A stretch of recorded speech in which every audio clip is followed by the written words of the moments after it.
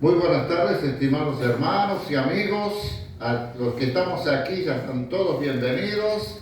Hemos estado teniendo un tiempo precioso de testimonios, del encuentro de damas, del encuentro de varones.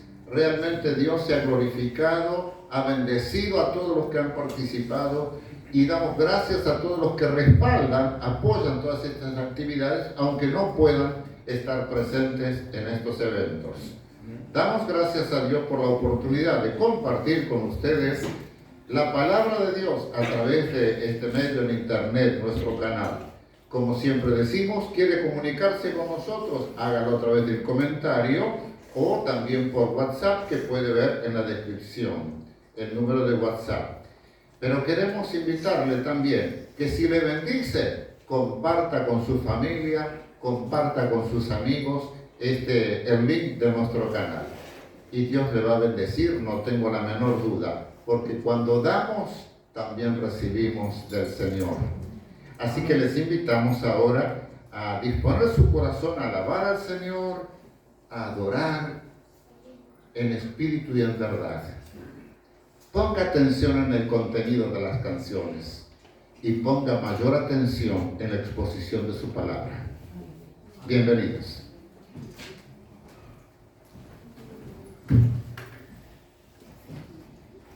Les invitamos a los que pueden estar en pie para elevar este canto que dice: ven y deleítate. Amén. Amén.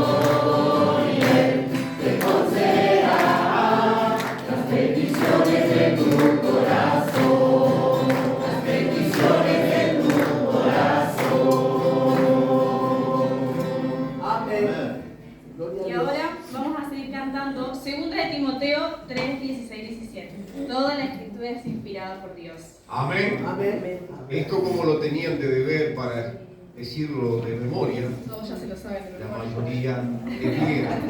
Obviamente que no cantado, pero lo vamos a cantar. Para aprender.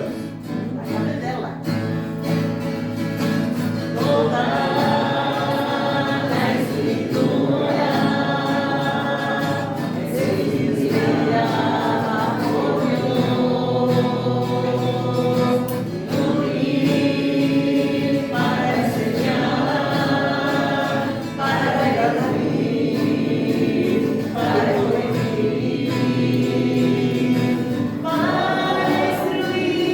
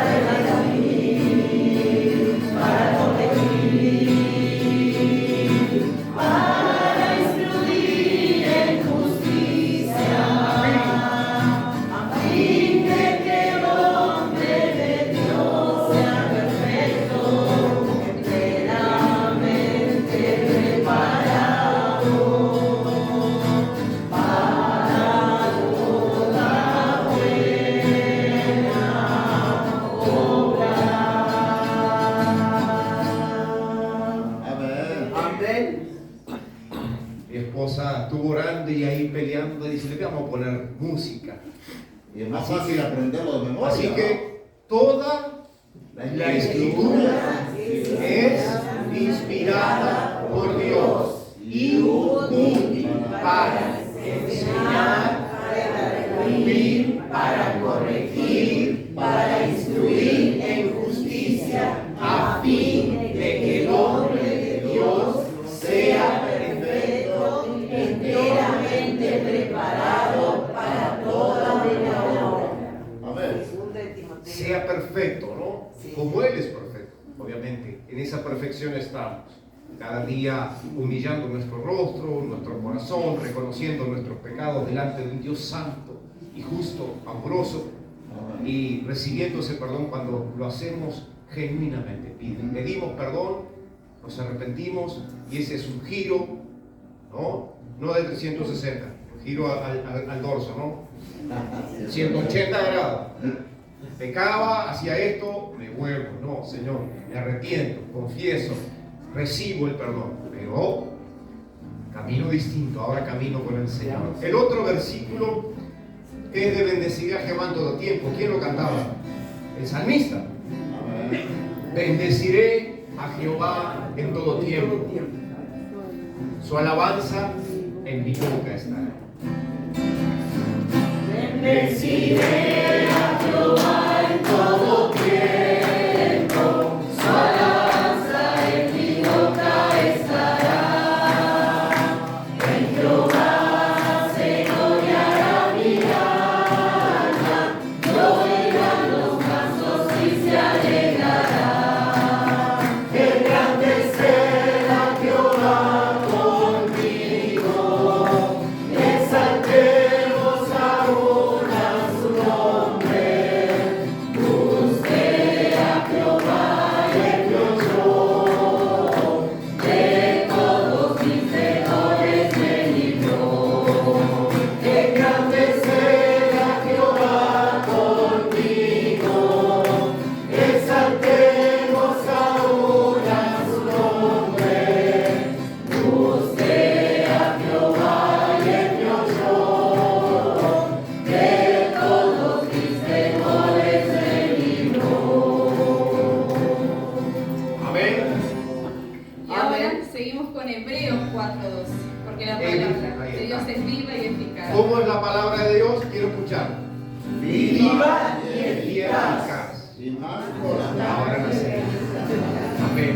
Sí, Señor. Cortó lo profundo de nuestro ser pecador para que la palabra germinara con su semilla allí y trajera luz a nuestros corazones que estaban en tinieblas. Qué precioso.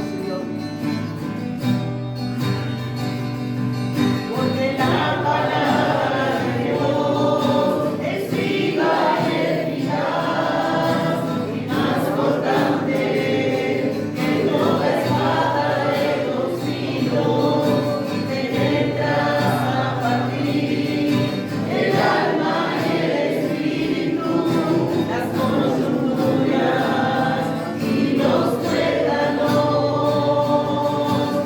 y discierne los pensamientos y las intenciones del corazón.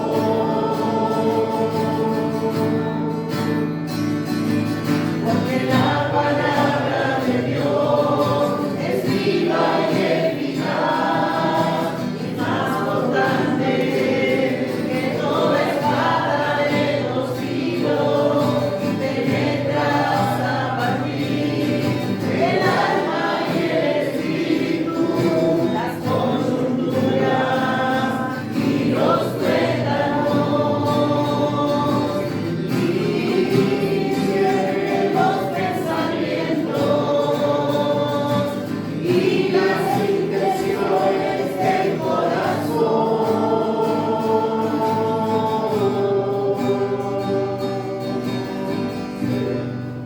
Porque la palabra de Dios es viva y eficaz y más cortante que toda espada de dos filos, que penetra hasta partir el alma y el espíritu, las coyunturas y los tuétanos, y discierne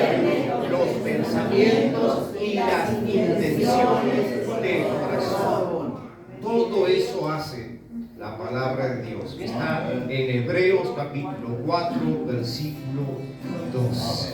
Amén. Otro versículo para cantar. Segunda de Timoteo 2:15. Esto es una invitación al que está a tu lado. Procura. Es decir, tienes que instarlo al que está a tu lado. Tienes que procurar.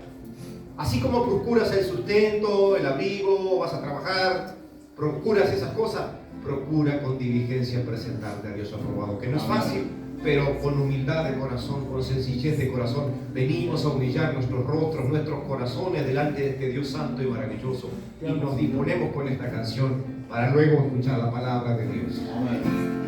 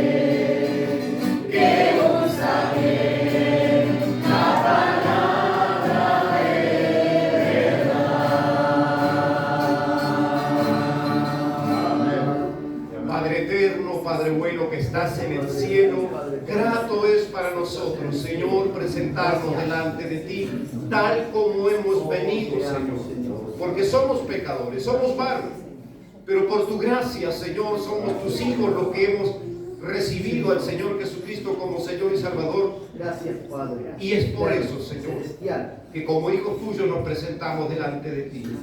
Pero puede, Señor, que en este lugar también hubiere de aquellos como nosotros en nuestra primera vez en un templo para escuchar tu palabra, llenos de pecado, llenos de inmundicia, llenos de cosas que lo que hacían era tratar de alejarnos de ti.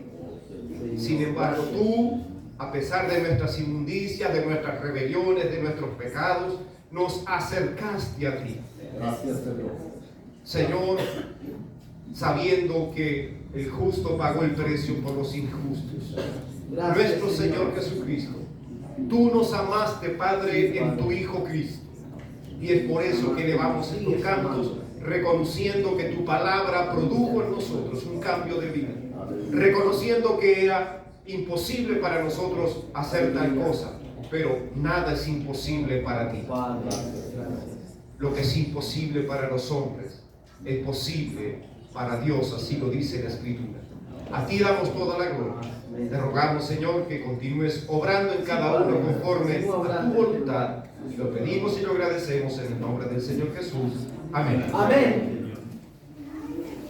Gracias, Señor.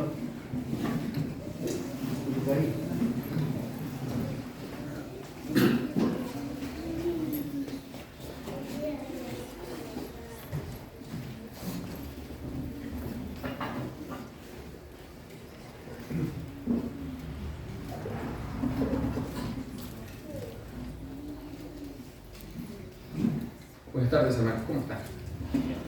Quiero que saludar a todos. Como siempre, un gusto, ¿no? Reunirnos y abrir la palabra del Señor, ¿no? Bueno, ya lo voy adelantando, hoy vamos a estar hablando de un bautismo. Ese va a ser el tema ahora, ¿no? Un bautismo. Y nos encontramos en la carta a los Efesios. Y bueno, personalmente también me sumo al agradecimiento al grupo de varones. La verdad que a veces hay trabajos, ¿no?, que se hacen en silencio, pero cuán importantes son, ¿no? Todo lo que es organización, el llevar las cosas a palmar. Así que bueno, me sumo a eso agradecimiento a los hermanos. Bueno, como siempre, escribí el mensaje para tratar de ser lo más correcto posible. Y estamos en la carta de los Efesios, como decíamos, en el capítulo 4. Así que voy a comenzar a compartirles lo que estuve preparando. Como ya lo hemos dicho anteriormente, ¿no? Esta es una preciosa carta que nos habla de Cristo, primeramente, como centro de todo el plan de Dios. Pero también nos habla del lugar privilegiado que tiene la iglesia del Señor en ese plan. Hoy estaremos tocando un tema, como recién decía, ¿no?, el bautismo, que es muy mencionado entre nosotros, en nuestra cultura, en nuestra sociedad. Todos tienen una idea de lo que es el bautismo, pero seguramente muy pocos una idea bíblica e histórica del mismo, ¿no? O sea, ¿qué es el bautismo? Y el título que tiene por nombre este mensaje ponía el bautismo que nos une. El bautismo que nos une. Así que para ir entrando en contexto y en tema, iremos al capítulo 4, en donde el apóstol nos está comunicando la importancia, como bien decía el hermano Hugo Alberto, de mantener la unidad de la iglesia. Es muy importante la unidad de la iglesia. De una manera práctica. Y a su vez, como iglesia, ir madurando para llevar adelante la obra de Cristo. Ahí ese pasaje lo menciona, la obra del ministerio, mencionada en el texto. Si ustedes ven ese capítulo, o sea, no lo vamos a leer entero, pero del verso 1 al verso 16, tiene como centro esos dos puntos. La unidad de la iglesia y la madurez de la iglesia. Son dos temas que lo hemos dicho muchas veces, pero lo volvemos a repetir, que están íntimamente relacionados. Nosotros no podemos buscar la unidad de la iglesia si no estamos madurando, cada uno de nosotros. Y esto es bien fácil de entender. Los niños se pelean muy rápido. No sé si ustedes tienen niños chicos, nietos o algún vecinito, pero juegan un rato bien y al rato los niños chicos ya se están peleando. Entonces, lo opuesto a madurez es inmadurez, ¿no? Sería la imagen de un niño. Así exactamente pasa en la iglesia, en el ámbito espiritual. Si alguien no está madurando, si alguien es un niño espiritualmente hablando, sin duda que va a haber lío, va a haber pelea. Entonces, Dios en este pasaje primeramente nos llama a eso, ¿no? A estar unidos, pero esa unidad está íntimamente relacionada con el ir madurando, cada uno de nosotros. ¿Y cómo se madura?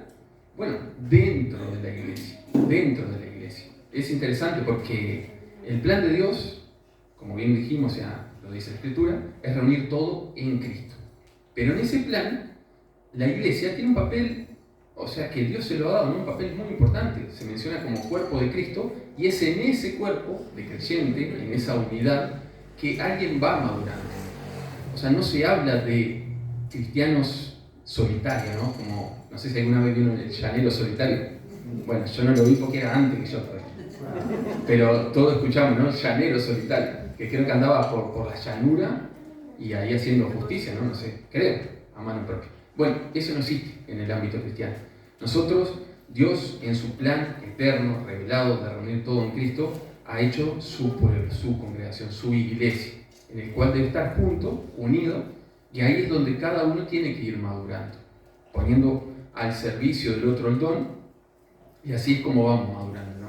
Por eso le vuelvo a decirlo del principio, ¿no? Es lindo ver a los varones en ese ministerio de servicio, ¿no? Y sin duda que hay madurez y se va madurando.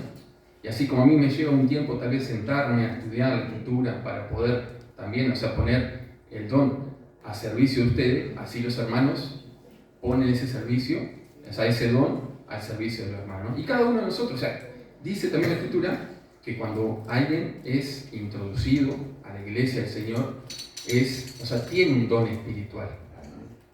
Todo esto no lo tengo escrito, es todo bien, pero digo, cada uno de nosotros si realmente el Espíritu Santo te ha sellado, está en ti, tenés un don espiritual. Vos tenés un don espiritual y tenés que ponerlo al servicio de la iglesia. Eso va a ser para el crecimiento del hermano, pero también para tu propio crecimiento. Entonces, ¿cómo se encuentra? ¿Cómo se busca? Y como se busca cualquier decisión en la vida que uno quiera tomarla con Dios. En oración, hermano. En oración. Doblegando nuestra voluntad. Buscando la Escritura. El Señor se manifiesta. El Señor habla a través de su palabra. Él nos guía. Entonces, te vuelvo a decir, ¿no? Tenés un don. Si realmente sos hijo de Dios, si el Espíritu Santo te ha sellado, vos tenés un don para edificar el cuerpo de Cristo. Así que, volvemos, ¿no? Esta verdad o realidad espiritual, el bautismo que nos une, es una de las 7 verdades que mencionan los versos 4 al 6, ahí del capítulo 4 de Efesios, ¿no? Nosotros hemos pasado bastante tiempo, ¿no? Creo que estoy no sé cuántos meses en estos 2 versículos, ¿no? Pero creo que a veces es importante, ¿no? Ir aclarando algunos conceptos que están en la Biblia para ir entendiendo todo. Entonces leemos rápidamente el capítulo, vamos a leer del 1 al 7. Capítulo 4 de la carta de los Efesios, verso 1 dice: Yo pues, preso en el Señor, dice Pablo, os ruego que andéis como es digno de la vocación con que fuisteis llamados, con toda humildad y mansedumbre, soportándoos con paciencia los unos a los otros en amor. Y acá, miren, solícitos, presten atención, pongan esmero, solícitos en guardar la unidad del Espíritu en el vínculo de la paz. Y acá vienen estas 7 verdades, estas 7 realidades espirituales que hacen la unidad de la iglesia. Dice, un cuerpo y un espíritu, como fuiste también llamados a una misma esperanza de vuestra vocación. Un Señor, una fe, un bautismo. Un Dios y Padre de todos, el cual es sobre todos y por todos y en todos. Hasta ahí, hasta el ser. Ahí es donde nos encontramos, ¿no? Y hoy vamos a estar hablando entonces de un bautismo. ¿Qué es el bautismo? Y vamos, como habitualmente hacemos, vamos a estar comenzando en una idea general. ¿Qué se entiende? O sea, ¿qué entendemos por bautismo? Yo les pregunto así de una, ¿no? O sea, ¿qué es el bautismo? ¿Qué entendés por bautismo? Y hice este ejercicio, le pregunté a algunos conocidos que no son creyentes, pero le pregunté, no sé, ¿qué es el bautismo? ¿Qué entendemos por bautismo? Y me respondieron lo siguiente.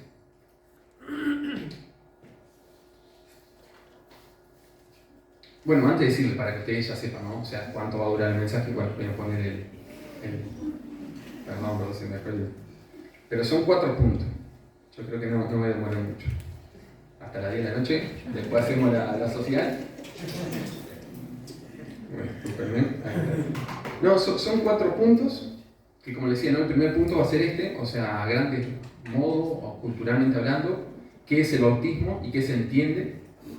El punto 2, ya vamos a ir entrando un poco más a la historia, al contexto cultural, que sería qué significaba el bautismo en el mundo del primer siglo, en el contexto cultural, social de aquella época. Y otra pregunta interesante es si nació con los cristianos. ¿El bautismo habrá nacido con los cristianos? Es otra pregunta. El punto 3, y más importante, que va a ser como el central, es cuál es el concepto bíblico de bautismo. Y 4, una conclusión. Esa va a ser bien corta. Pero así va a ser nuestro mensaje. Así que estamos en el punto 1. ¿Qué es el bautismo? ¿Qué se entiende vulgarmente? ¿Cuál es el fin? ¿Para qué sirve? Esta fue la pregunta que yo hice, ¿no? Y a grosso modo me contestaron lo siguiente. Lo que se entiende más comúnmente en nuestra cultura, en nuestra sociedad con trasfondo romano, es el bautismo de un bebé, de un infante. El sentido más común que entiende la gente de ese bautismo es que están entregando a Dios a ese bebé. Así me respondieron, ¿no? Como que están entregando a Dios a ese bebé, ese bautismo. Otros mencionan que es algo que se hace por tradición. No saben ni por qué lo hacen por tradición. No entendiendo el por qué, ¿no? Algunos dicen, bueno, o sea, como es tradición ya de la familia católica, bautizan a niño. Pero no saben, o sea, el por qué, ¿no? Y después, otra opinión. Otros entienden el bautismo, y esto ya se va acercando un poquito más. Otros entienden el bautismo como una identificación externa, con una religión particular. Porque creo que todas tienen su bautismo, ¿no? Mormones, testigos de Jehová, evangélicos, etc. Así me dijeron, ¿no? Es como una identificación con cierta religión. Es como que vos te bautizás y entrás a esa religión. Así que a grosso modo, esto es lo que dice la gente, ¿no? El entendimiento más común del concepto de bautismo en nuestra cultura es el que ha sido conferido por la Iglesia romana, dado nuestro trasfondo histórico. Nosotros venimos de una cultura romana, ¿no? Cuando digo romana, digo católico. Lo entendemos bien por católico, pero me parece que el término más exacto es romano, porque católico significa universal. Y universal, en realidad, la Iglesia del Señor es universal, la verdadera Iglesia. Es católica, en cierta medida. Lo que no es romana. Entonces, me parece que el término más correcto para referirnos a los católicos, como decimos habitualmente, es romana. Tiene una enseñanza romana. Entonces, ¿qué enseña? ¿Qué tiene por detrás esa enseñanza del bautismo que traen esa iglesia romana? En resumidas cuentas, esto es un resumen de lo que ellos enseñaban o enseñan. En resumidas cuentas, la doctrina romana dice que el bautismo confiere gracia, el propio acto del bautismo. Dice que también borra el pecado original y los personales, que da nueva vida. Una gracia santificante le llaman eso, ellos. Hace al receptor miembro de Cristo y de la iglesia. Es regenerador, dicen, produce el nuevo nacimiento.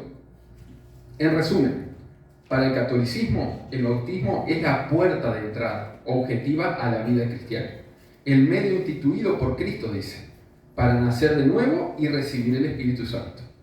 Este es el entendimiento dominante en nuestra cultura hoy en día, con trasfondo romano, ¿no? Como que al bautizar a un bebé, se entiende culturalmente, es como que vos le estás transmitiendo gracia de Dios. Él va a ir al cielo, o sea, es como esa idea, ¿no? Ya es parte de la iglesia romana, es como esa idea. Pero bueno, eso a nosotros lo tenemos que tomar, pero vamos a lo importante. Vamos a ir desarrollando, o sea, ¿qué dice la Escritura? ¿Qué dice la Biblia acerca del bautismo? ¿Cuál es la verdad? Así que vamos a poner ese empeño para ir acercándonos a esa verdad. Es un tema que nos llevaría, la verdad, que mucho tiempo, es un tema profundo, porque parece que no, pero se encuentra a través de la Escritura. Pero ahora, entonces vamos a ir a ese punto 2. A ir de a poco introduciéndonos en el concepto bíblico de bautismo, viendo también el contexto cultural del primer siglo, que es interesante. O sea, siempre se tiene que ver también una manera sana de interpretar la Escritura, es ver el contexto en el que se dijo, o la primera audiencia, le dicen también. Cuando vos lees una carta de la Biblia, o un libro, vos lo primero que tenés que pensar es a quién fue escrito, con qué motivo, por qué, o sea, qué era lo que estaba pasando. Esas son preguntas que a vos te van a llevar a entender y situarte en ese entonces, para entender el mensaje. Después que vos realmente entendés ese mensaje, es que tenés que traerlo al hoy. Pero muchas veces un error muy común es que nosotros empezamos a interpretar la Escritura de una, sin situarnos en aquel entonces, ¿no? Bien, entonces, para entender el tema del bautismo es necesario ver ese contexto del primer siglo, ver cómo se entendía, así como lo acabamos de escribir en esta cultura, cómo se entendía en aquella cultura. Y después de ese entonces saltamos al punto importante, que es qué dice la Escritura, qué se entiende a través de la Escritura acerca del bautismo. Entonces, para comenzar es importante mencionar que el término bautismo proviene del griego baptismos, que significa inmersión o inundar. Esta palabra era familiar en la época y se utilizaba en diversos contextos, desde el teñido de telas hasta los baños rituales. Y acá ya hago un paréntesis que es interesante, ¿no? Que la propia definición de la palabra ya nos da una idea de inmersión. ¿Saben por qué lo menciono? Porque hay varios grupos cristianos que tienen la práctica de simplemente ungir o derramar agua sobre el que se bautiza, y no la inmersión completa como práctica, ¿no? Vieron que algunos bautizan, están como ungiéndolo con agua, ¿no? Pero ya en el mismo término, bautismo, lo que está implicado es un sumergir, ¿entiendes? Y que tiene un significado, ahora lo vamos a ir desarrollando. Pero eso a modo de paréntesis. Recordemos que el contexto histórico, cultural, en donde nace y se expande el cristianismo, es un mundo de cultura greco-romana y judía. Y particularmente, ¿no?, en el Medio Oriente, donde vivió y realizó su obra el Señor Jesucristo, ahí había una cultura muy arraigada, obviamente, judía, ¿no?, dentro de ese imperio romano. Así que tanto la cultura greco-romana como la cultura judía es interesante, pero tenían baños rituales de purificación y también de iniciación, similares en la práctica al bautismo cristiano, pero en cuanto a significado, diametralmente opuesto. En cuanto a la práctica, eran muy similares. Ahora miren, les voy a mencionar algunos ejemplos. Pero eran muy similares, ¿no? Si uno lo ve de afuera sin saber lo que significa, parecían hasta lo mismo. Les nombro algunos ejemplos. En el caso de la cultura judía, por un lado, tenía un trasfondo obviamente antiguo testamentario. Como se menciona en varias partes de la Torá, los 5 libros, primeros libros de la Biblia, de Moisés, y relacionado con purificación, sobre todo a nivel ceremonial, hay varios textos. Levítico 14, Levítico 15, Número 19, ahí se hablaba de curación de la lepra, de flujos corporales, contacto con un cadáver, el día de la expiación. O sea, se hacían como rituales de purificación, que eran similares al bautismo, eran baños que se proporcionaban. También había un ritual judío llamado mikvah, un concepto bien establecido y de uso generalizado. La mikvah era una piscina o baño de inmersión utilizado para alcanzar, esto que acabamos de decir, la pureza ritual. Este ritual era una parte integral de la vida judía tradicional y servía para restaurar un estado de pureza después de haber sido contaminado por diversas causas, como recién decíamos, ¿no? O sea, cuando nosotros vemos inclusive en el Antiguo Testamento, vemos que Dios dio órdenes muy estrictas a la hora de servirle a Él, sobre todo en el tabernáculo y posteriormente en el templo. ¿Por qué? Eso simbolizaba primeramente la santidad de Dios. Dios es santo, santo, santo.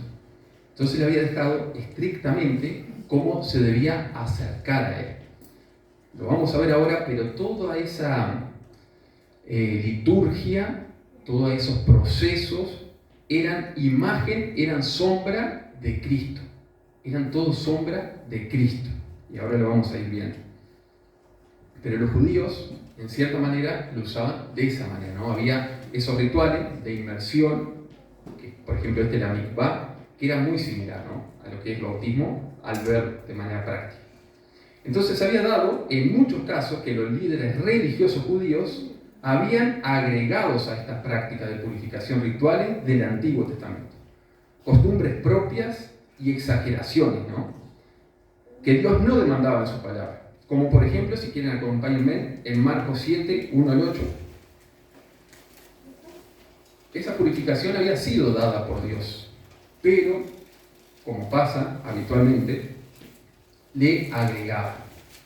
Los líderes judíos estaban agregando más de lo que decía la palabra. Marcos 7.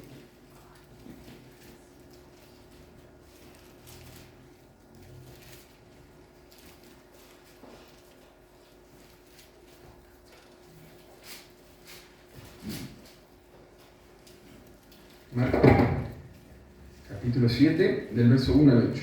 Esto para poner un ejemplo de cómo también se había desfigurado un poco. Se juntaron a Jesús los fariseos y algunos de los escribas que habían venido de Jerusalén, los cuales, viendo a algunos de los discípulos de Jesús comer pan con manos inmundas, esto es, no lavadas, los condenaban. Porque los fariseos y todos los judíos, aferrándose a la tradición de los ancianos, si muchas veces no se lavaban la mano, no comen. Y volviendo de la plaza, si no se lavan, no comen. Y otras muchas cosas hay que tomaron para guardar, como los lavamientos de los vasos, de beber y de los jarros, y de los utensilios de metal y de los lechos. Le preguntaron, pues, los fariseos y los escribas a Jesús, ¿no?: ¿por qué tus discípulos no andan conforme a la tradición de los ancianos, sino que comen pan con manos inmundas? Respondiendo él, les dijo: hipócritas, bien profetizó de vosotros Isaías, como está escrito: este pueblo de labios me honra, mas su corazón está lejos de mí. Pues en vano me honran, enseñando como doctrina mandamientos de hombre. Porque dejando el mandamiento de Dios, os aferráis a las tradiciones de los hombres, los lavamientos de los jarros y los vasos de beber, y hacéis otras muchas cosas semejantes. Entonces, en ese primer siglo, si bien había un trasfondo del Antiguo Testamento, vieron que ya se estaba empezando a desfigurar. O sea, si tal vez uno lo veía, era lo mismo que lo que practicaban los cristianos, pero era algo netamente externo. Jesús, cuando viene, ya empieza a darle el sentido, a apuntar a lo interno. Él, cuando acusa en este pasaje, dice: están guardando mandamientos de hombre y su corazón, lo interno, está lejos de Dios. Que nos puede pasar a cualquiera de nosotros. Venimos a la iglesia, entre comillas, nos portamos bien, y por fuera tal vez somos igual a alguien que de corazón realmente está amando, adorando al Señor y sirviendo al Señor.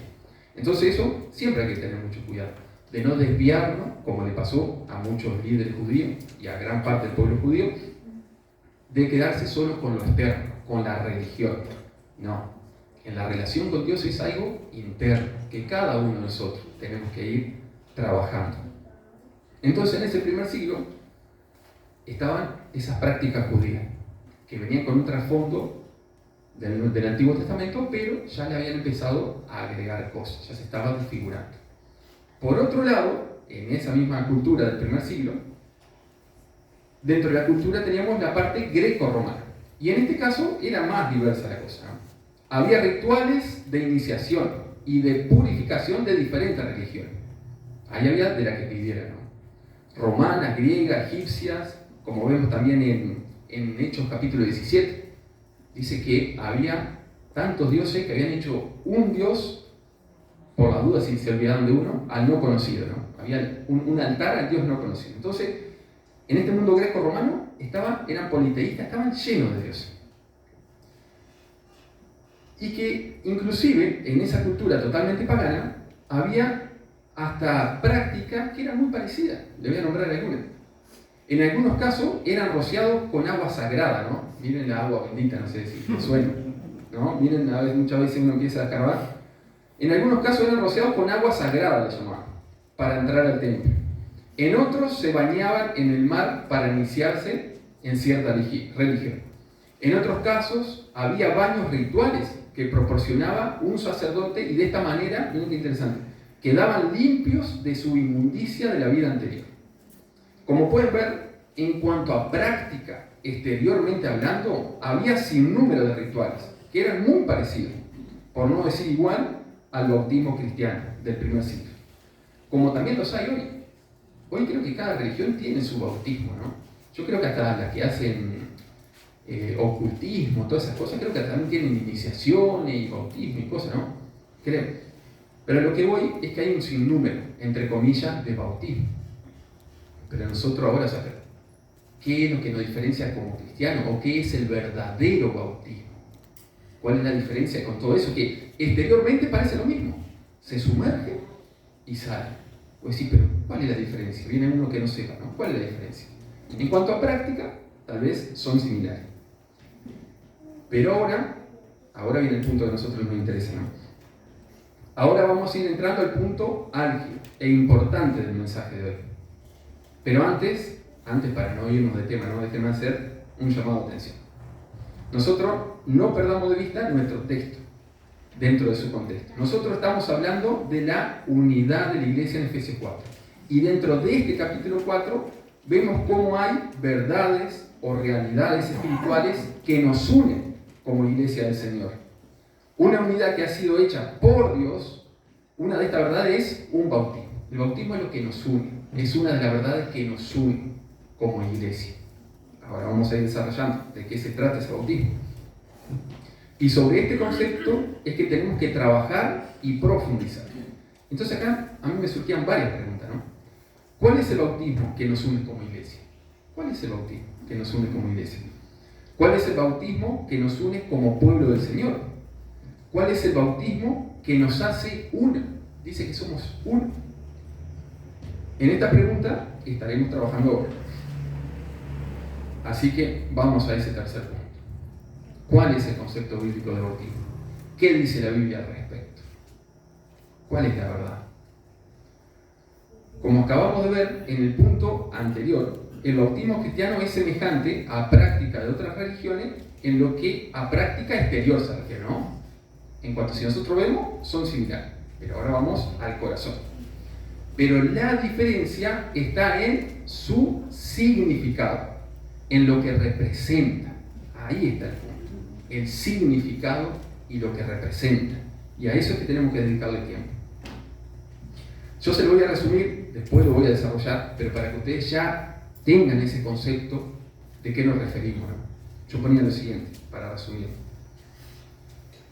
Principalmente, para resumirlo de una manera sencilla, podemos decir que el bautismo consta principalmente de una obra interna, hecha por Dios, mediante la cual somos unidos a Cristo.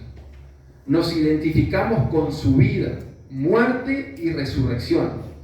Esta obra es la que nos confiere la vida eterna. Y como consecuencia de esa obra en nuestro interior, andamos en novedad de vida. Porque somos hechos nueva criatura, dice la Escritura. Y obedecemos su palabra por amor. Obedecemos sus mandamientos y sus ordenanzas. Al ser nuevas criaturas, toda nuestra vida cambia. Cambian nuestros afectos e intereses, nuestra relación con el pecado. Buscamos andar según el carácter de Dios y no nuestro parecer. Y de esta manera andamos dando testimonio de lo ocurrido interiormente. Es aquí donde se encuadra la práctica del bautismo. El pasar por las aguas es un símbolo y una ordenanza del Señor, de lo que Dios ya ha hecho interiormente en la vida del creyente. El rito, la práctica del bautismo en sí misma, no confiere gracia, como afirman los romanos. Es un símbolo, un dar testimonio público de que ahora pertenecemos a Cristo y somos nuevas criaturas.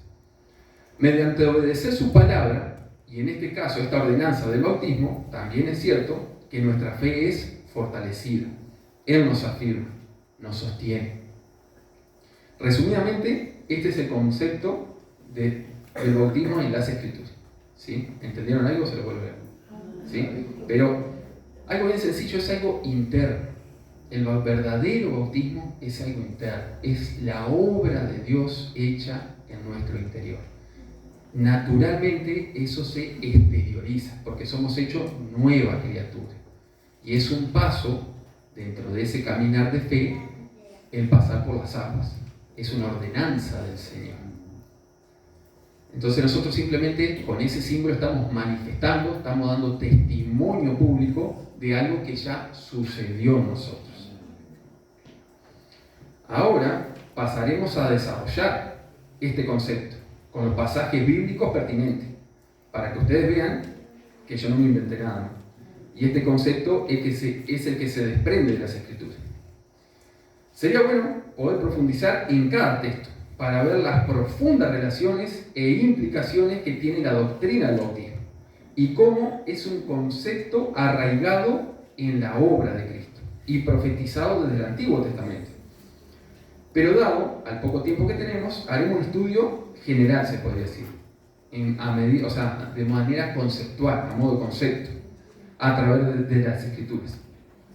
Quien quiera profundizar, sería bueno que anote el pasaje de referencia y los lea detenidamente más tarde, ¿no? Si alguien quiere después seguir profundizando en esto, anota el pasaje y pregunte después, ¿no? Pero para ir entrando en este desarrollo de lo que es el bautismo a nivel bíblico, hay dos puntos importantes a la hora de entender la doctrina. Y acuérdense, siempre el contexto es este bautismo que nos une, este bautismo que es común a la iglesia del Señor, ¿no? Es un bautismo. Hay dos puntos importantes a la hora de entender la doctrina y enseñanza del bautismo a través de todas las Escrituras. Un punto es que dicha enseñanza está fundamentada en la obra de Cristo. Esto yo no me voy a cansar de decirlo, pero el centro de toda la Escritura es el Señor Jesucristo. Cuando leemos Efesios capítulo 1, verso 10, que yo creo que es lo resume precioso, Dice que Dios, en ese plan eterno, es reunir todas las cosas en Cristo, en la dispensación del cumplimiento de los tiempos. También nos dice ahí en Efesios, capítulo 2, verso 20, que Cristo es la piedra angular, donde todo coincide, donde todo apunta. Toda la Escritura nos habla de Cristo. Y esta enseñanza del bautismo, obviamente, no es la excepción. Esta enseñanza, esta doctrina está fundamentada en la obra de Cristo. Y el segundo punto a tener en cuenta es que esta enseñanza, y también la obra de Cristo, es una revelación progresiva. Tanto la obra de Cristo como esta enseñanza. ¿Qué quiero decir con esto?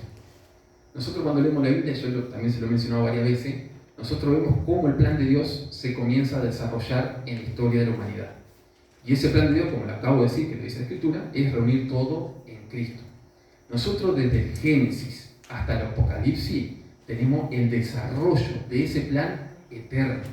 Efesios capítulo 1 dice desde antes de la fundación del mundo. También lo dice la primera carta de Pedro.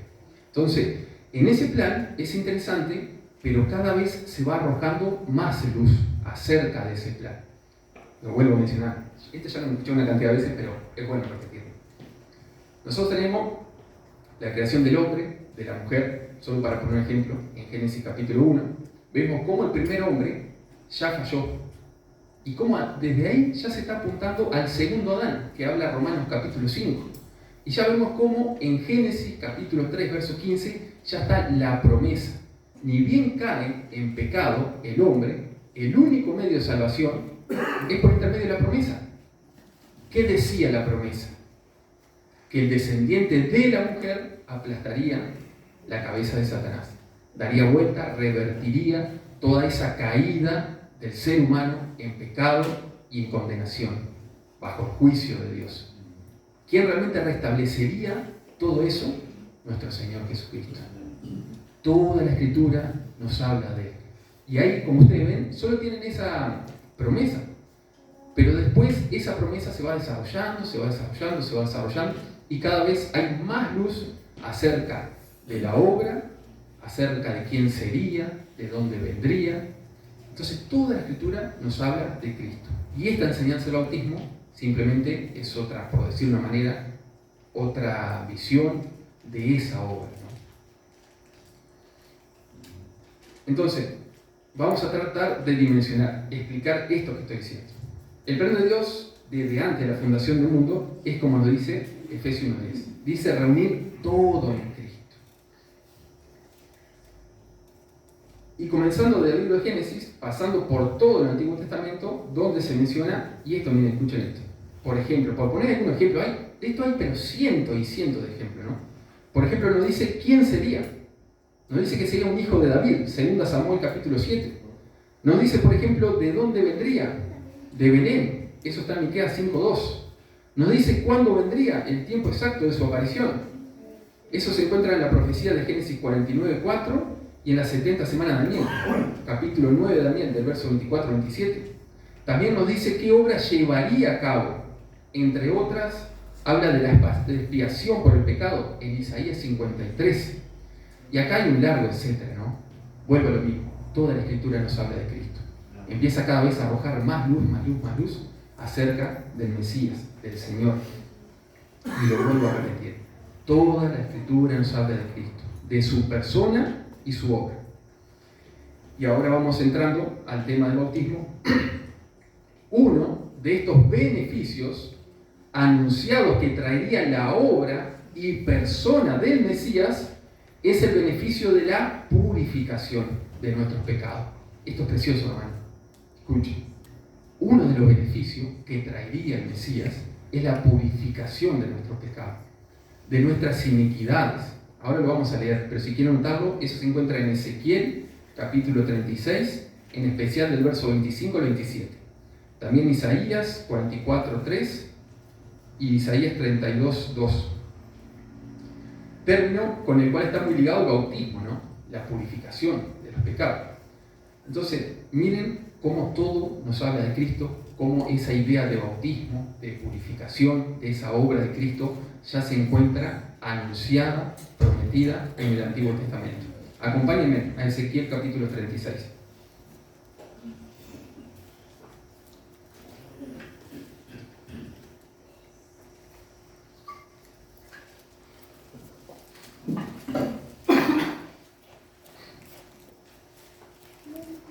Solo leo los versos 25 al 27.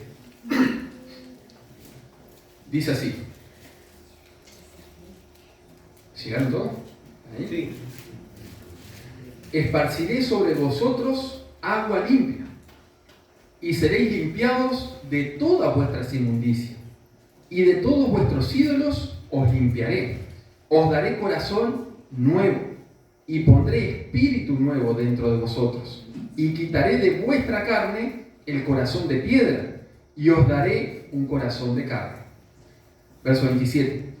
Y pondré dentro de vosotros mi espíritu, y haré que andéis en mis estatutos, y guardéis mis preceptos, y los pongáis por obra.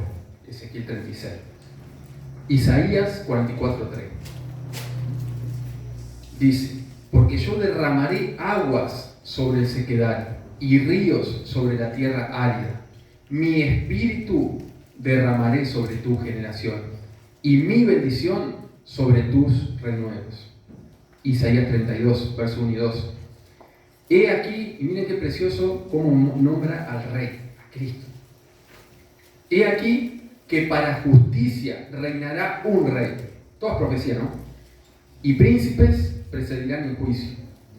Y será aquel varón, el Rey, como escondedero contra el viento, y como refugio contra el turbión, como arroyos de aguas en tierra de sequedad. Y esto automáticamente me lleva al capítulo de Juan, ¿no? Que dice, correrán dentro de ustedes ríos de agua viva. Ese es el Rey, que ya estaba anunciado, es el Cristo, el Mesías, el Señor Jesucristo. Y dice, vuelvo a leer, Isaías 32:1-2, como arroyo de agua en tierra de sequedad, como sombra de gran peñasco en tierra calurosa.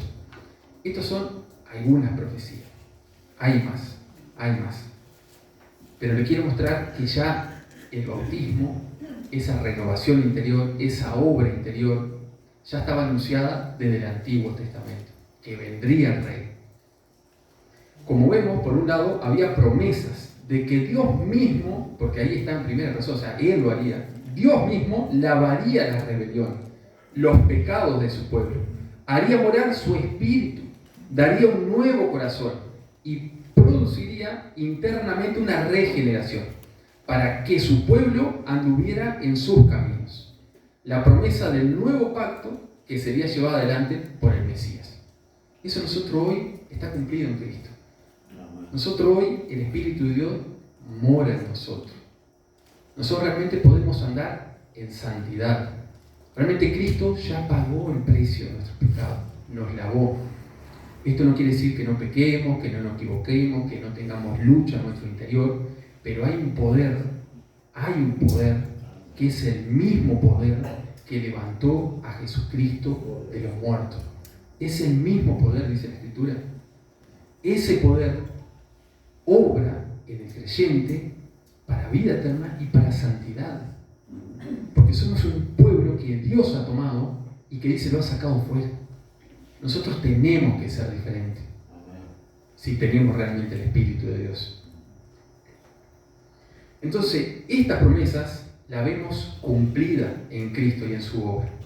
Primeramente Juan el Bautista, cuando irrumpió en la historia y muchos venían a él y eran bautizados, confesando sus pecados, él anunció claramente que vendría uno tras de sí que bautizaría con el Espíritu Santo, de quien él decía Juan, no era digno de atarle la correa del calzado.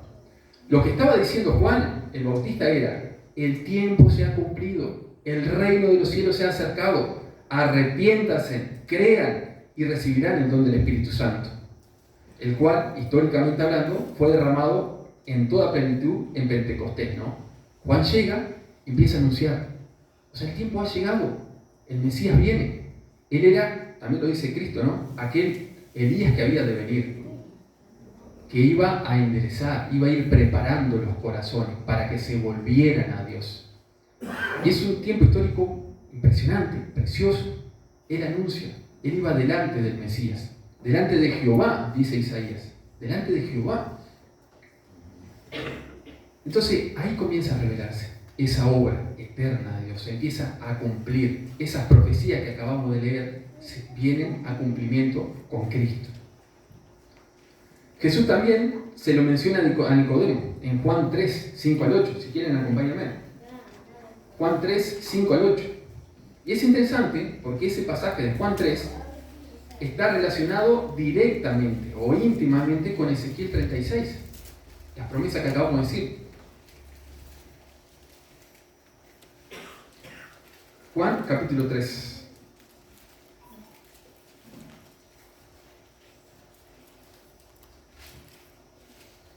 Juan capítulo 3, del verso 5 al 8. Este es el encuentro de Jesús y Nicodemo. Nicodemo era un fariseo, alguien muy instruido en la ley, pero que no estaba entendiendo, se puede decir. Verso 5. Respondió Jesús: de cierto te digo, que el que no naciere de agua y del Espíritu no puede entrar en el reino de Dios. Tiene que haber una obra interna, de nada sirve lo externo. Y se lo estaba diciendo a alguien que era un súper religioso de aquel tiempo. Se sabía todo tal vez de memoria. Jesús le está diciendo, la verdadera obra es interna. Vuelvo a leer el verso 5. Respondió Jesús: de cierto te digo, el que no naciere de agua y del Espíritu no puede entrar en el reino de Dios. Lo que es nacido de la carne, carne es, y lo que es nacido del Espíritu, Espíritu es. No te maravilles de que te dije, os es necesario nacer de nuevo. El viento sopla de donde quiere y oye su sonido, mas ni sabe de dónde viene ni a dónde va. Así es todo aquel que es nacido del Espíritu. Jesús estaba anunciando ese cumplimiento de que Dios derramaría su Espíritu, de que Dios haría esa obra interna, que traería esa purificación de pecados con el Rey, con el Mesías. Ese tiempo estaba llegando. Y si me acompañan, no lo tenía anotado, pero es muy interesante para ver cómo se desarrolla el plan en la historia, ¿no? El plan de Dios. Si no mal recuerdan, acá está bien. Juan capítulo 7, ahí cerquita, del verso 37 a 39.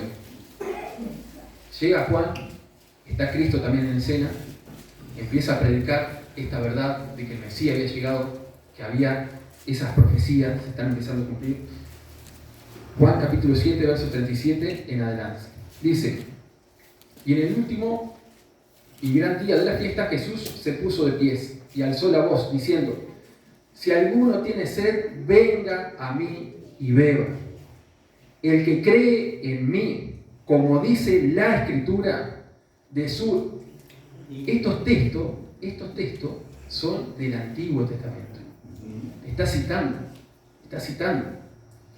El que cree en mí, como dice la Escritura, de su interior correrán ríos de agua viva. Y miren el 39.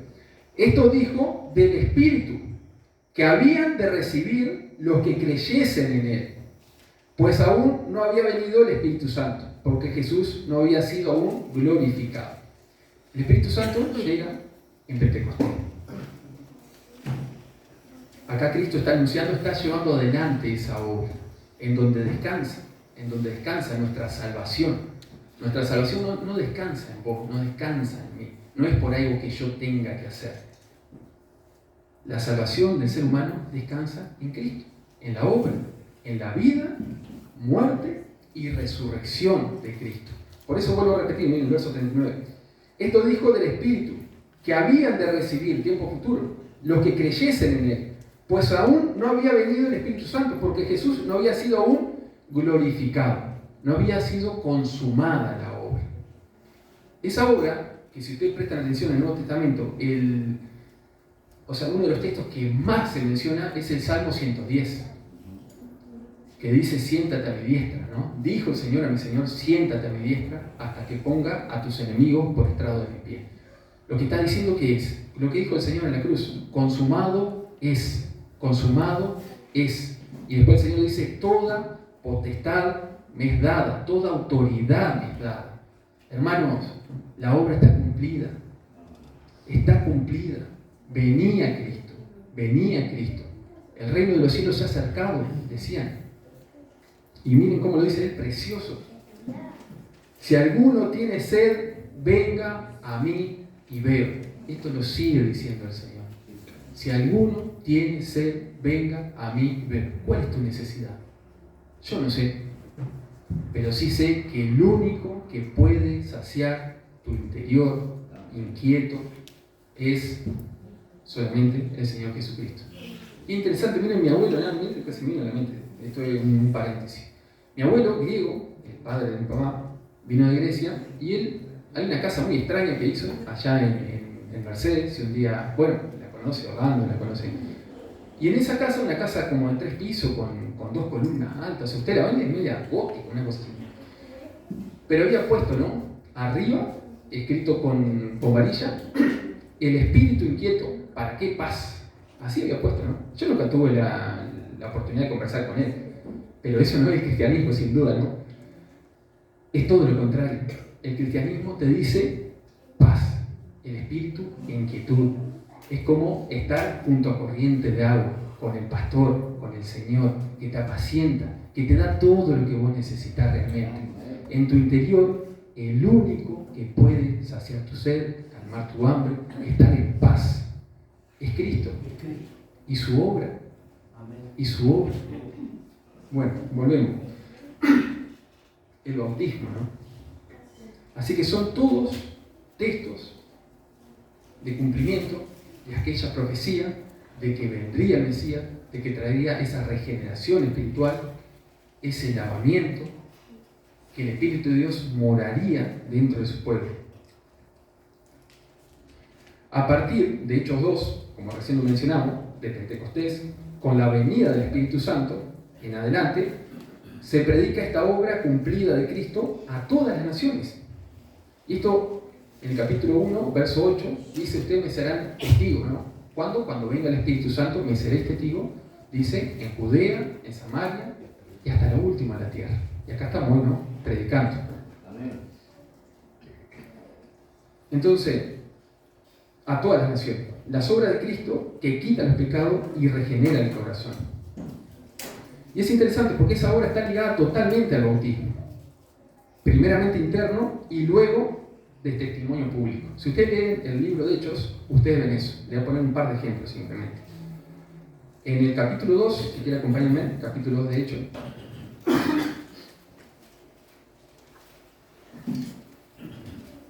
Tenemos la venida del Espíritu Santo, tenemos Pentecostés, tenemos el primer discurso de Pedro, a partir del verso 14. Y cuando predica ese primer sermón, Pedro, el verso 37 en adelante, dice así: al oír esto, los que estaban escuchando allí en Jerusalén, que había de todas partes del Imperio Romano, de todo el mundo, dice la Escritura, al oír esto, se compungieron de corazón y dijeron a Pedro y a los otros apóstoles: varones hermanos, ¿qué haremos? Verso 38. Pedro les dijo: arrepentíos y bautícense cada uno de vosotros en el nombre de Jesucristo para perdón de los pecados, y recibiréis el don del Espíritu Santo. Porque para vosotros es la promesa, y para vuestros hijos, y para todos los que están lejos, para cuando el Señor nuestro Dios llamare. Vieron que acá, en ese plan que va avanzando en la historia del hombre, acá dice que el Espíritu Santo ya había venido, y dice exactamente: para el perdón de los pecados, y recibiréis el don del Espíritu Santo. Y allí llama a bautizarse. O sea, era algo que ya estaba ligado. Primeramente creer internamente, pero enseguida bautizarse, identificarse con Cristo. Y Pedro ahí lo toma como todo, o sea, como toda una obra. No es que por bautizarse vos vas a recibir el Espíritu Santo. Esa no es la enseñanza bíblica. Sino que es una obra completa. Primeramente, ese interior mío, esa obra de Cristo en mí, luego se manifiesta exteriormente, públicamente, y ahí es cuando nosotros se completa, por decirlo de una manera. O sea, nosotros allí vemos ese bautismo, ¿no? Interno y externo. Pero el externo es simplemente una exteriorización de lo que ya sucedió. También en Hechos capítulo 22, verso 16. Acá lo que estamos viendo es cómo ya se predicaba el tema de arrepentirse y bautizarse y pasar por las aguas. Casi como un acto, ¿no?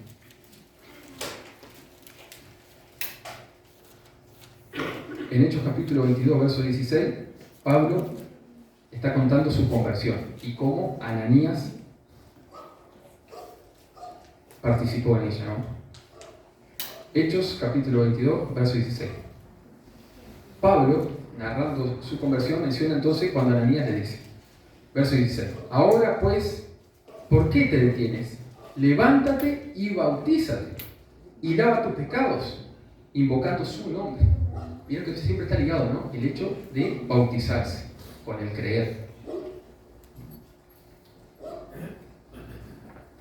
También Tito en su carta menciona esta obra de Cristo, esta regeneración, este lavamiento, esta purificación, este cumplimiento. Y lo dice de una manera muy linda Tito. Tito capítulo 3, verso 3, dice, porque nosotros también éramos en otro tiempo insensatos, rebeldes, extraviados, esclavos de concupiscencia y deleites diversos, viviendo en malicia y envidia, aborrecibles y aborreciéndonos unos a otros. Verso 4. Pero cuando se manifestó la bondad de Dios nuestro Salvador y su amor para con los hombres, verso 5, nos salvó, no por obra de justicia que nosotros hubiéramos hecho, sino por su misericordia, por el lavamiento de la regeneración y por la renovación en el Espíritu Santo, el cual derramó en nosotros abundantemente por Jesucristo nuestro Salvador, para que justificados por su gracia viniésemos a ser herederos conforme a la esperanza de la vida eterna. ¿Vieron cómo se cumple aquella profecía? Viene el Mesías, primero anunciado por Juan el Bautista, y a partir de Hechos, con la venida del Espíritu Santo, o sea, ya está el cumplimiento, ya está. El Espíritu Santo vino y obra de esta manera. Ahí cuando lo dice Tito, lo dice, sino por su misericordia, por el lavamiento de la regeneración y por la renovación en el Espíritu Santo, el cual derramó en nosotros abundantemente por Jesucristo nuestro Señor. Amén. Y hay muchos otros pasajes en los cuales se ven esas profecías cumplidas, de que Dios regeneraría, purificaría, limpiaría y haría morar su Espíritu en su pueblo para que lo obedezca. Todo realizado en la obra de Cristo, vida, muerte y resurrección. Este es el bautismo. El verdadero bautismo es estar unido a Cristo. El verdadero bautismo es estar unido a Cristo. Experimentar esa regeneración que solo su obra puede llevar a cabo y andar en novedad de vida como consecuencia. Cuando tomamos la decisión de bautizarnos, de pasar por las aguas del bautismo, estamos de alguna manera haciendo visible, simbólicamente, lo que ya es real en nuestro interior, que estamos unidos a Cristo. Y como Él resucitó, así nosotros andamos en novedad de vida. Eso es Romanos capítulo 6. Morimos a nuestro antiguo yo. Como dice Pablo en Gálatas 2:20, con Cristo estoy juntamente crucificado, y ya no vivo yo, mas vive Cristo en mí. Y lo que ahora vivo en la carne, lo vivo en la fe del Hijo de Dios, el cual me amó y se entregó a sí mismo por mí. Clarito, ¿no? Y vamos a seguir avanzando. ¿Cómo están? ¿Estamos 46 minutos? Le voy a pegar una hora, ¿no? Así que me voy a apurar. Que hoy tenemos social, ¿no? Bueno, por otro lado, muy importante también, aparte de las promesas explícitas de purificación interna que acabamos de leer, tenemos los tipos o figuras de Cristo que nos hablan de la misma realidad, de la purificación, la cual es sumamente necesaria para que Dios habite con su pueblo, ya que un Dios santo no puede habitar con lo inmundo. Esto es sumamente necesario. Alguien que no es purificado, su pecado, no se puede acercar a Dios.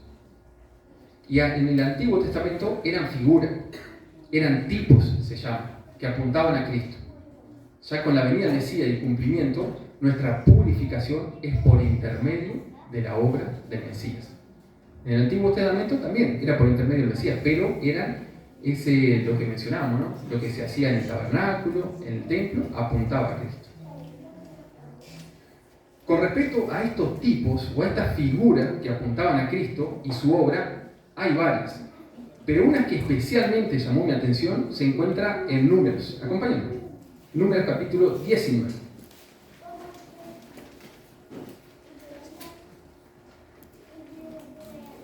Números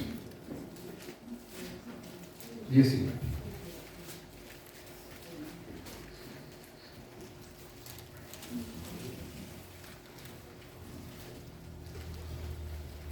Del verso 17 al 19. Le explico un poquito. Este capítulo tiene como título La purificación de los inmundos. Se trata de una ordenanza para el pueblo de Israel que estaba muy arraigada, a tal punto que inclusive el rey David, en el Salmo 51:7, cuando dice esa palabra que todos conocemos, purifícame con hisopo y seré limpio, lávame y seré más blanco que la nieve, estaba haciendo mención a esta ordenanza, en la cual quemaban, era esa ordenanza, ¿no? Quemaban una vaca roja sin defecto, que era símbolo de Cristo, y con sus cenizas hacían agua de purificación. Esta agua era usada para purificar y era necesario que un hombre limpio se la aplicara a un hombre que se encontrara inmundo. Por eso las palabras de David reconocían que él era inmundo primeramente y que necesitaba a alguien limpio, en este caso Dios, ¿no? Que le aplicara esa purificación para quedar limpio. Y en Números, ahí es el contexto, ¿no? Números 19, 17 al 19 dice así: y para el inmundo tomarán de la ceniza de la vaca quemada de la expiación y echarán sobre ella agua corriente en un recipiente, y un hombre limpio tomará hisopo y la mojará en el agua y rociará, y ahí lo que había sido contaminado, ¿no? Sobre la tienda, sobre los muebles, sobre las personas que allí estuvieran y sobre aquel que hubiere tocado el hueso o el asesinado o el muerto o el sepulcro. Y el limpio rociará sobre el inmundo al tercero y al séptimo día, y cuando lo haya purificado al día séptimo, él lavará luego sus vestidos, y asimismo se lavará con agua, y será limpio a la noche. Y el que fuere inmundo y no se purificare, la tal persona será cortada de entre la congregación, por cuanto contaminó el tabernáculo de Jehová. No fue rociada sobre él el agua de la purificación. Es inmundo. Esta es una linda imagen para entender el bautismo y lo que sucede en un ámbito espiritual. Dios es quien nos purifica a través del sacrificio de Cristo, para que nosotros, inmundos, quedemos limpios, para tener comunión con Él y estar en plena comunión con Él. Y esto es interesante porque el Nuevo Testamento lo menciona. Acompáñenme. Esta comparación no se me ocurrió a mí. Lo menciona el escritor a los Hebreos, en el capítulo 9. Hoy lo tengo de un lado para otro, ¿no? Allá el hermano Orlando también, cuando estamos en la iglesia de los hermanos, en la que yo concurría antes, cuando predicaba Orlando también, ¿no? De un lado para otro, de un lado para otro. Pero estamos entonces en Hebreos capítulo 9. Y esta es la imagen, ¿no? Alguien limpio, por medio de un sacrificio, limpia al inmundo, rociando esa agua. Es una imagen de lo que sucede espiritualmente hablando. Y el Antiguo Testamento nos habla de muchas maneras, ¿no? De estos tipos que apuntaban a Cristo. Hebreos capítulo 9, ¿están así? Sí.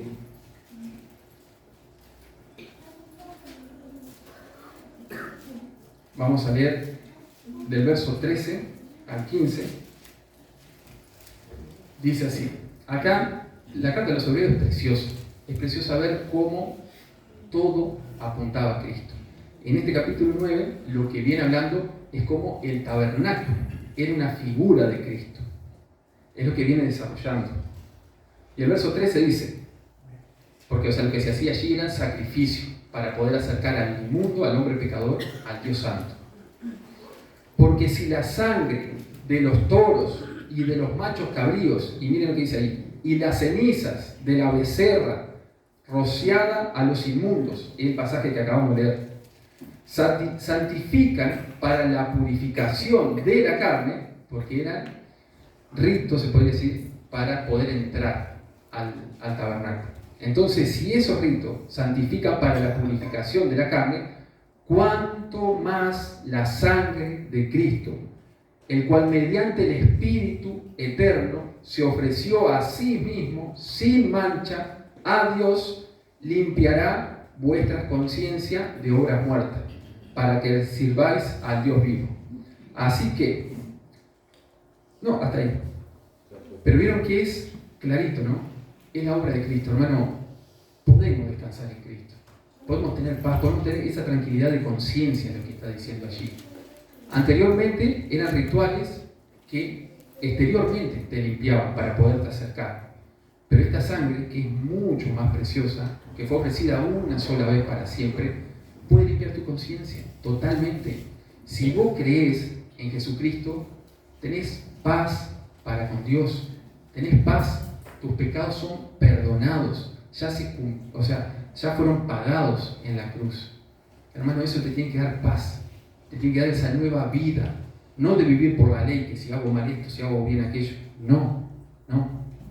Se trata de confiar plenamente en Cristo y que ese bautismo se produzca internamente, esa purificación. Lo volvemos a leer. Porque si la sangre de los toros y de los machos cabríos y la ceniza de la becerra rociada a los inmundos santifican para la purificación de la carne, cuánto más la sangre de Cristo, el cual mediante el Espíritu eterno se ofreció a sí mismo sin mancha a Dios, limpiará vuestra conciencia de obras muertas para que sirváis al Dios vivo.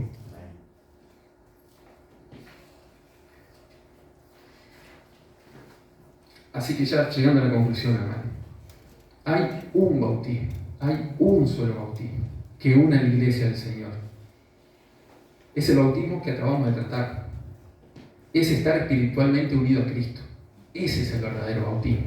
No se trata de algo externo.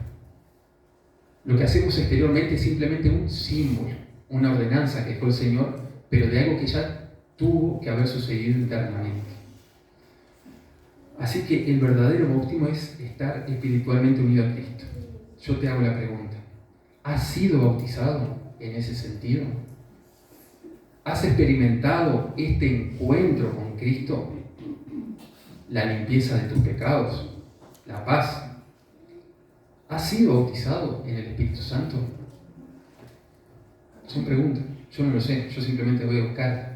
Y a veces hasta en comportamiento, uno que no conoce verdaderamente al Señor se puede comportar como alguien que sí lo conoce. Pero vos, en tu interior, tenés que hacerte estas preguntas. ¿Has sido bautizado en este sentido?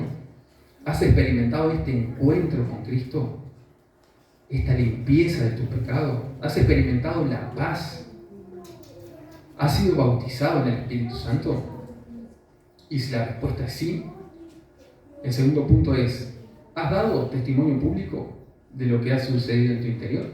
Porque tal vez vos ya sos creyente, estás convencido, estás seguro de que Cristo murió por vos, de que Él perdona tus pecados, que han sido lavados delante de Dios, pero tal vez no has tomado esa decisión, ese paso de bautizarte, ¿no? Públicamente.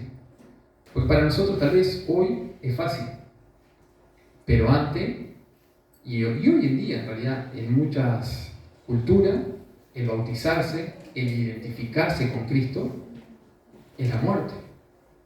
O es por lo menos que te echen de tu familia. Tal vez para nosotros hoy, no es tanto hoy aquí, pero has dado ese paso de decirle a todo el mundo: yo soy cristiano, ya no vivo yo tuve un encuentro con Cristo, yo no soy el mismo. Hubo una regeneración, Él perdonó mis pecados, Él hizo la obra. ¿Has dado ese paso? Yo no sé en qué etapa te encontrás. Y si tal vez ya estás seguro que sos salvo, ya te bautizaste, también la Biblia nos dice que tenemos que ir día a día, en arrepentimiento, retomar el camino, retomar esa obra. Esto es lo que nos une como iglesia: un bautismo, el bautismo de Cristo. estar unidos a Él. Vamos a ver. Señor, te damos gracias porque estamos aquí por pura gracia y porque tú nos has traído, Señor. Te pedimos perdón por nuestros pecados y te damos más que gracias, Señor, por esa obra eterna, Señor, de entregar a tu Hijo a nuestro favor, que has revelado a través de toda tu palabra, Señor. Gracias por Cristo, Señor. Gracias por esa sangre, Señor. Gracias porque has limpiado nuestros pecados, Señor, y tenemos paz contigo, Padre. Tenemos paz. Y tenemos realmente, Señor, esa paz que sobrepasa todo entendimiento. Gracias por eso, Señor. Ayúdanos, Señor, en el día a día a ser agradecidos, a manejarnos por ese amor, Señor, para serte obediente, para serte fiel, en lo poco, Señor, en lo íntimo, Señor. Ayúdanos, Señor. Ayúdanos como iglesia también a estar unidos, a seguir madurando en tu palabra, Señor. Perdónanos, Señor, porque tantas veces pecamos, ofendemos al hermano, Señor, o simplemente erramos de plano. Perdónanos, Señor, y ayúdanos realmente a ser un pueblo unido, Señor, que conozcas esta verdad de que hay un solo bautismo, Señor. Un solo bautismo verdadero, y es en la única, en la persona del Señor Jesucristo. Y a Él sea la gloria, Padre. Amén. Amén. Gloria a tu nombre, Señor. Gracias. Por esta exposición. Gracias, Señor. Quizá a alguno le pueda parecer un poco compleja, densa, pero cuando vas a interiorizarte en la palabra de Dios, esto está clarito. Hay una diferencia entre aquellos que se bautizan pensando que por bautizarse entrarán al reino de los cielos. La mayoría de la gente que se dice cristiana está confiando a veces en ese bautismo. A veces yo digo, ¿te parece que vas a presentarte delante del Señor con el certificado de bautismo? Estás frito, reprobado, si no tenés a Cristo en tu vida. ¿Se acuerdan cuando Jesús termina el sermón del monte y dice, Señor, no los conozco? Pero Señor, hicimos milagros en tu nombre, echamos fuera demonios en tu nombre. No los conozco. Así que si vas a traer el certificado de bautismo dado por la iglesia de Shalom, si no naciste de nuevo, estás perdido. Pero aquel que ha nacido de nuevo, en verdad, por el Espíritu Santo, anhela bautizarse. Obedecer al Señor en esta ordenanza y mostrar a todo el mundo, he muerto al pecado, a la vida vieja y me levanto a una vida nueva. Amén. Y persevera en la gracia del Señor. Hermanos, vamos a cantar una canción ahora y luego tengo unos anuncios. ¿Tienen la canción preparada? Sí. A ver.